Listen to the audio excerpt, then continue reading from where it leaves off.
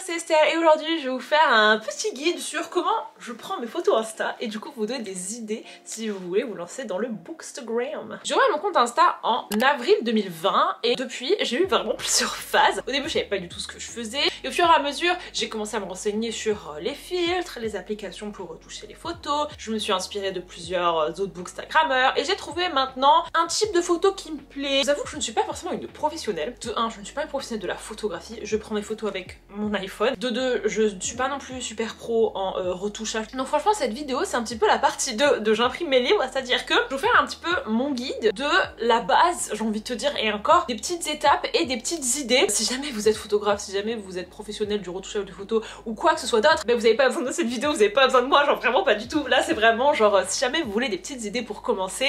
Alors déjà les amis, on va répondre à quelques questions. C'est quoi ce que vous voulez faire? C'est quoi votre DA? De 1, est-ce que vous voulez qu'on voit votre tête? Peut-être vous voulez qu'on voit votre tête mais votre visage caché, ou alors est-ce qu'on voit pas du tout votre tête et on est plus sur un petit mood, juste des photos de livres. De 2, est-ce que vous avez des livres ou est-ce que vous êtes sur Kindle ou est-ce que vous n'avez pas forcément beaucoup d'accessoires, vous avez peut-être un mur blanc mais c'est déjà suffisant, voilà. Et troisième question, c'est quoi votre mood? C'est quoi votre style? Vous voyez? Il y a le style un peu minimaliste, il y a le style beaucoup plus Dark Academia, il y a le style beaucoup plus coloré comme je dirais que moi j'aime faire, il y a le style un peu champêtre, il y a le style photo en extérieur, photo en intérieur, il y a aussi 100% Canva, ça aussi ça existe. Vous êtes libre de faire absolument ce que vous voulez, le plus important c'est que ça vous plaise. Donc au lieu de se comparer, on va essayer de s'inspirer plutôt. Vous n'êtes pas forcément là pour faire des likes, on n'a rien à foutre. J'espère bien que vous êtes là pour faire des petites photos, pour parler en story de livres, pour partager votre passion, vous faire des copains-copines. Donc maintenant que vous avez votre petit cahier des charges, je vais vous présenter des outils qui pour moi sont un petit peu les indispensables à un certain degré, ou du moins des outils que moi j'utilise. Alors de 1, il vous faut quelque chose pour faire des photos. Un téléphone ça marche très bien, une caméra pourquoi pas. Point numéro 2, il faut quelque chose pour retoucher les photos. Franchement, il y a plein d'écoles. Vous pouvez le faire directement sur Insta. J'associe énormément des couleurs et un filtre et juste un type de photo à un créateur, et que si jamais vous trouvez quelque chose que vous faites tout le temps en termes de retouchage de photos, vous reconnaissez beaucoup plus facilement. Il y en a qui disent ouais le feed, le feed, le feed. Alors pour moi, le feed, ça veut pas dire faire des photos qui ont les mêmes couleurs, parce que pas forcément, c'est faire des photos qui sont retouchées pareil. À partir du moment où vous appliquez les mêmes curseurs de luminosité, de contraste, de saturation à toutes vos photos, même si de base vous n'êtes pas du tout en même endroit, c'est pas les mêmes couleurs ni quoi que ce soit, ça va quand même créer une harmonie. J'utilise mon compte en exemple, mais encore une fois, je ne suis pas forcément un exemple, hein. Voilà. La bouquinade par exemple, elle fait par couleur, par saison, ben forcément il y a une énorme cohérence, vous voyez, mais vous n'êtes pas forcément obligé. J'utilise Lightroom. Alors je sais que Lightroom c'est une application qui est payante. Voilà, c'est un investissement, on n'est pas obligé. Il y a plein d'autres applications qui existent comme PixArt, Snapseed, Lightroom. Ça me permet d'avoir acheté des filtres. Donc encore une fois, on met un petit peu d'argent. Vous n'êtes pas forcément obligé de faire ça. Ça m'a coûté 5 €. J'ai eu 50 filtres. Et sur ces 50 filtres, j'en utilise un. Et troisième outil dont vous allez avoir besoin.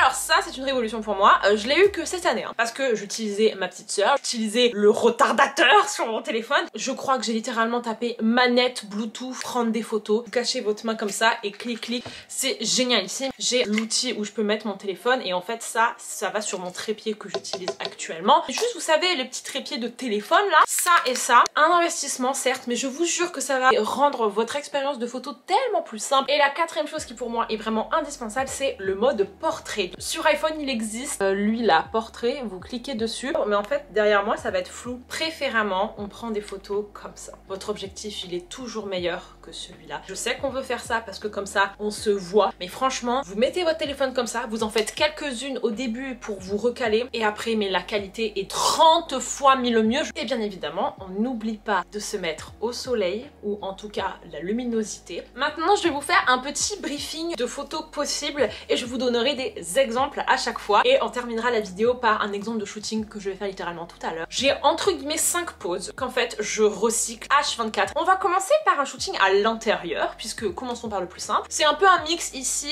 bookstagram, auteurstagram. Un On commence par une espèce de triade quand vous voulez juste prendre en photo des livres sans forcément être dessus. De 1, des fleurs. J'ai un petit bouquet de fausses fleurs. De temps en temps, j'en achète des vraies. De la bouffe. Un petit cookie. Et troisièmement, une tasse de thé. Ça fait des petites photos très mimi. La photo que j'appelle prise de haut. Donc vraiment, vous vous mettez comme ça, voilà, et vous prenez de haut. La même, sauf que petite dérivée, on tient le livre. Tout le portrait, en fait, rentre en jeu puisque comme vous tenez le livre, le reste fait un petit peu flou. Et troisième dérivée, on fait un truc un petit peu en biais pour ajouter une sorte de perspective. Toutes les petites photos comme ça sur une table, vous pouvez le dériver à l'infini. Dans ce shooting là, petit dérivé, j'ai pris les livres avec moi, donc là ce coup-ci c'est si jamais vous êtes ok à l'idée qu'on voit votre tête. C'est pas forcément facile de vraiment faire des photos de sa gueule quoi. Il y a aussi une espèce de confiance qui rentre en jeu, t'apprends à trouver belle, t'apprends à avoir confiance en toi, t'apprends à voir en fait quels angles te mettre plus ou moins en valeur et c'est un vrai exercice. Je suis happy, je tiens mon livre, je suis happy. Franchement ça ne rate jamais. Enfin moi en tout cas je sais que j'adore voir les gens sourire. Vous tenez votre petit livre, alors moi j'avais mes fleurs, j'ai repris mes fleurs, ça rajoute un peu de couleur. Derrière moi là j'ai littéralement le fond de mon appartement. Vous faites ça face à un mur blanc et c'est parfait. Ensuite la version câlin, ça aussi je le fais sur quelques-unes de mes photos. On entoure son bras un petit peu plus et là petit câlin, on penche un petit peu la tête et on fait un petit sourire. On peut fermer les yeux. Numéro 3, je tiens le livre contre ma tête. Numéro 4, tu regardes par terre. Ensuite on a celle que j'aime appeler tiens, vous tendez le livre et du coup vous faites toujours le focus bien sur le livre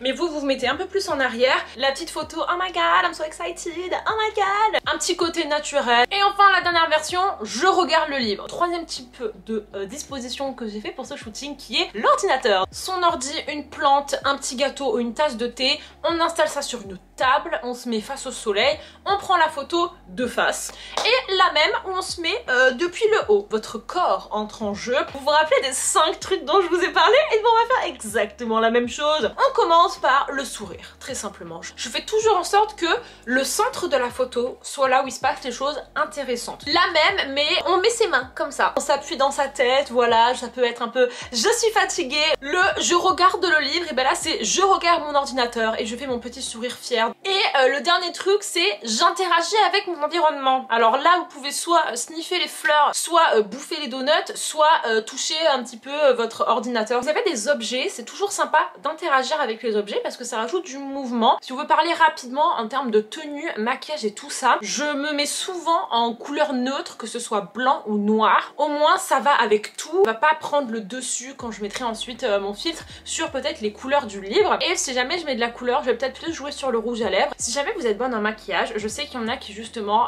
font en fait un taf de ouf à en fait se maquiller le visage en rapport avec le livre. Maintenant on va passer au shooting dehors, qui sont un autre type de shooting que je fais très souvent. C'est reparti pour exactement la même chanson. Vous allez voir que ce sont les mêmes poses. Encore une fois les amis, les indispensables, le soleil. Trouvez où est le soleil. Pas de contre-jour. Regardez bien autour de vous parce que dehors, je sais pas moi, on s'est vite arrivé qu'on prenne une photo et on n'a pas vu, il y a une poubelle. J'ai joué sur la tenue, j'ai mis un haut blanc et une jupe blanche. Livre ouvert contre le cœur et je regarde en livre contre le cœur et je regarde en bas. Et là, j'ai fait jouer ma petite main sur le côté. Ça rajoute un petit mouvement. Encore une fois, vous faites comme vous voulez. Placement des jambes, ça c'est important. Tout ce qu'on voit sur la photo, ça va se voir. Donc vos jambes, vous les croisez. Soyez pas comme ça, soyez pas non plus comme ça. Ouais, on se tient droite. Sentez en fait que tout votre corps est vraiment impliqué dans la photo. Livre toujours contre le cœur et je regarde la caméra. Livre refermé contre le cœur et encore une fois, je regarde en l'herbe. Livre refermé, cette fois-ci je le mets comme ça. Livre comme ça, je regarde le livre. Je lis mon livre. Ça, c'est très simple. En plus, si jamais vous ne voulez pas qu'on voit votre visage,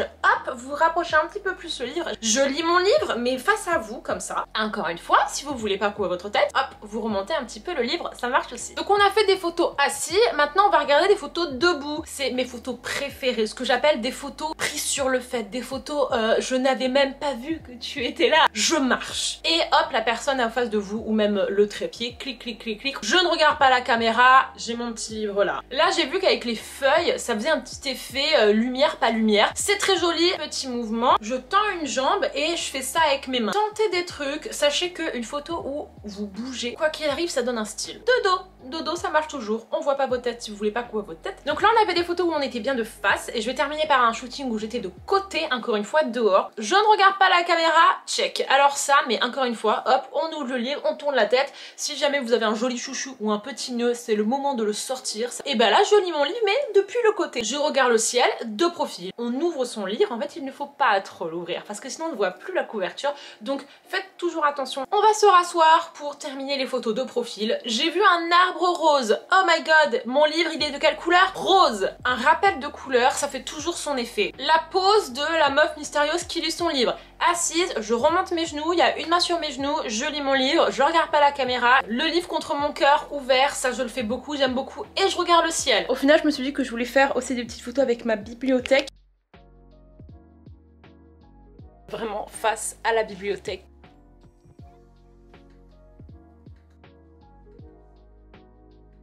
Et voilà, des petites idées pour vous montrer. Je vais vous faire un petit bilan. Démonstration des possibilités pour tenir un livre. Livre contre son cœur. Je vous tends le livre, pose le livre contre ma tête, je tiens mon livre comme ça, je tiens mon livre contre mon cœur avec deux mains, je tiens le livre contre mon cœur avec un petit twist, je fais un câlin à mon livre. Je lis mon livre. Je lis mon livre face à vous. Je vous tends mon livre face à vous. Je lis mon livre de côté, je cache ma tête. Je lis mon livre face à vous, je cache ma tête. Je vous tends mon livre, je cache ma tête. Attention, soyez pas débiles, faites pas ça. Pas le bon côté, on voit pas la couverture. Vous êtes obligé de faire ça. Couverture sur le côté, couverture tout en haut, couverture tout en bas. Sur le côté! Je mets le livre contre mon cœur. Je fais un câlin à mon livre. Je mets le livre contre ma tête. Je vous montre mon livre. J'ouvre mon livre contre mon cœur et je regarde le ciel. Oui! Je me mets de dos. Je vous montre mon livre comme ça. Et je vous montre mon livre. Je fais toutes ces poses différentes à la suite et il y en a forcément une qui me plaît bien. Maintenant, je vous amène avec moi du coup pour faire une petite photo pour un réel qui va sortir dans pas longtemps. Je vais faire une photo sur laquelle on voit ces trois trucs. Je vais en fait faire la mise au point sur les livres, mais la plante, ça fait un petit détail quoi. Hop, vous voyez, le but ce sera de faire un petit truc comme ça. Maintenant, je vais les prendre avec moi. Hop, j'ai allumé mon petit truc et là, ceci est mon disposition. Je vais faire mode portrait. Les deux livres comme ça, je pense, pour commencer. Et là, du coup, la petite manette, je vais la cacher. Figurez-vous que ça marche plutôt bien. Je vais prendre ça et ça en mode câlin. Le but, c'est d'écarter un petit peu les livres comme ça se voit. Et je vais mettre ma petite Kindle à côté de ma tête. Ensuite, je vais faire une petite pile. Je fais une première pause pour voir un petit peu ce que ça donne. Vous le saurez. Oh, c'est pas mal du tout. Oh, j'aime bien les comme ça. Ben voilà, je suis contente. Les photos sont là et ce qu'on va faire c'est que je vais faire un premier tri. Quand vous hésitez les gars, regardez comme ça. Je trouve que t'as une petite idée en termes même de comment c'est calé. Ça j'aime bien. Lightroom. Alors je vais commencer en bas là sur les petits ronds, il y a mes filtres. Et moi je vous ai dit que j'avais un filtre que j'utilisais tout le temps, celui que j'ai acheté, Vibrant 1. Il y a 100%, je le baisse un petit peu parce que j'ai pas besoin de autant. Et là je vais dans lumière. Je rajoute un petit peu de contraste. Je vous ai dit que j'aimais bien les photos droites. Souvent elles sont pas exactement droites donc je vais sur désincliner. Vous allez dans effet en bas ici et là il y a un outil qui s'appelle texture. Et ben si jamais vous voulez un petit peu féerique, un peu doux, et ben vous baissez la texture. Là c'est fini en fait. Genre le pouvoir d'un filtre les gars. Pareil, j'en mets pas autant que 100, je mets ouais 90, 88. Là je vais dans lumière, je mets un peu plus de contraste. Mais... Et imaginons il y a un truc que j'aime pas. Genre là vous voyez ma pochette d'ordinateur noir, franchement j'aurais pu faire sans. Tu vas dans le petit onglet gomme. Ici tu mets corriger. Je touche un peu ça. Et là sur affiner, vous voyez en fait ce qu'il a copié. Vous voyez? J'ai réussi à recoller un faux truc. Ça se voit pas de ouf en vrai. Bon si tu zoomes tu peux arriver un petit peu à t'en rendre compte. Mais entre le gros truc noir et ça, franchement moi je préfère ça. Donc, je zoome un petit peu et j'en profite les gars. Vous savez pour faire quoi? Pour me mettre un petit peu plus au milieu. Et là les amis, la dernière étape c'est de faire un preview. Alors je sais que ça peut paraître être vraiment le truc d'influenceur mais je vous jure que moi ça m'aide à être satisfaite de mon travail et voir surtout comment ça va rendre. Et ça vous permet un petit peu de voir dans quel sens. Si je la mets comme ça, vous voyez ça fait deux verres qui s'enchaînent. Je vais d'abord poster ça. Voilà les amis, c'était tout pour moi pour ce petit guide des photos Instagram. Encore une fois, j'espère que ça a pu vous donner des idées, que c'est vraiment pas sorcier et une fois que vous avez vos outils préférés, après ça devient trop cool. Je vous fais des gros bisous et je vous dis à la prochaine vidéo. Bye bye.